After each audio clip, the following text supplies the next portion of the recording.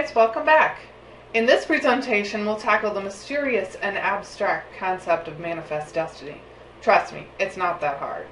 If you want a simple and entertaining explanation of manifest destiny, just watch the Schoolhouse Rock video just above this video on the Goal 2 playlist. Anyway, our journey begins. This famous painting by John Gast represents the idea of manifest destiny, and we'll talk more about this painting in a class activity. Our objectives for this presentation are Goal 2, Objective 1, analyze the effects of admission of new states to the Union, and Objective 4, assess issues that cause sectionalism and nationalism.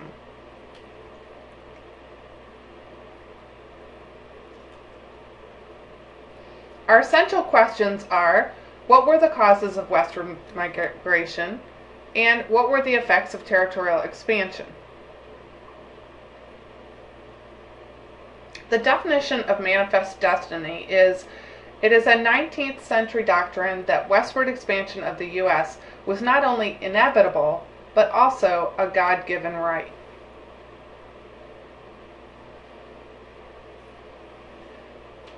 The first manifestation of manifest destiny was the Louisiana Purchase.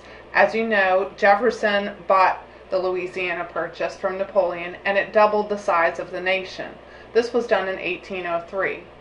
The second manifestation of manifest destiny was the War of 1812. The war hawks, the young politician who encouraged the war with Britain, wanted to expand, and they managed to gain Florida after the war. The West had a certain draw or lure about it, and you can see on the right hand side there is an advertisement in a newspaper trying to encourage people to move west. Some of the advantages of moving west were the possibility of economic gain, making money. And this was usually done through farming or working the land. There were also social gains. One could have a fresh start in a new place. Some people also believed that this was their destiny, that God had determined that this is the way that they should go. Also, some moved to escape debt or possibly even to escape the law.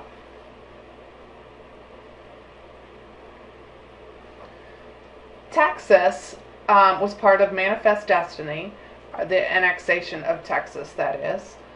What happened with Texas was that immigrants from the U.S. began to move into Mexican Texas, called Tejanos, per invitation. In other words, the Mexican government invited white settlers from the United States to come and settle in the Texas area. So Stephen F. Austin led a group of settlers to an area east of San Antonio, and he reports back to other settlers that Texas is as good in every respect as a man could wish for. After quite a number of people flood to Texas, Mexico starts to worry. They start to want to regain some control of Texas. And Mexico begins to fear that there's a plot by these U.S. settlers to actually acquire Texas. And this leads to a conflict between settlers and the Mexican government. So in 1836, the Battle of the Alamo happens as a result of a skirmish on the border of Mexico and Texas. This happens in 1836. All of the Texans involved are killed. And the 13-day siege gives Texan Sam Houston enough time to raise an army to fight the Mexicans. Sam Houston and his army eventually do defeat the Mexican army, and Texas, as an area, declares independence from Mexico. So in 1836, after they declare independence, they name themselves the Lone Star Republic. Sam Houston, of course, becomes the president of the Lone Star Republic. However, Mexico did not recognize Texas's independence until after the Mexican-American War. And the annexation of Texas by the United States was delayed because of a debate over slavery. and the U.S. was afraid of war with Mexico.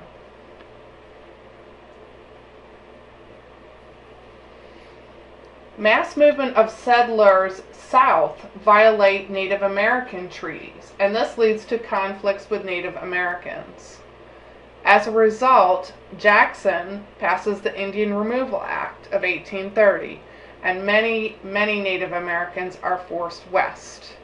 The Trail of Tears, of course, was the Cherokee, but also due to a series of wars, the Seminoles, Creeks, and Chickasaw are also forced west.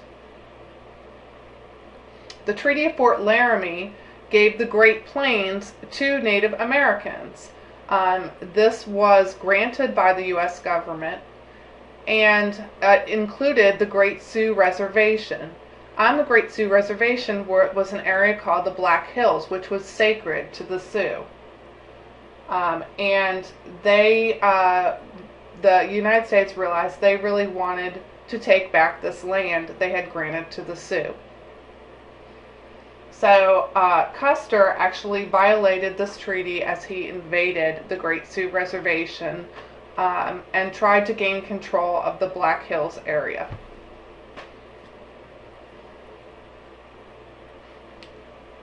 The Oregon Trail went through the Oregon Territory. This ran all the way from Independence, Missouri to Portland, Oregon, and it was the most common route used by settlers moving west.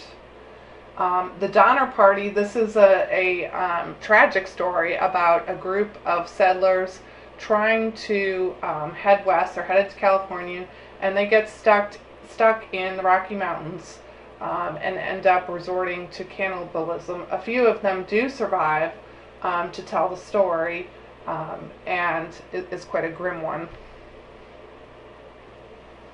So we'll pick up with the 11th president in part 2 of Manifest Destiny.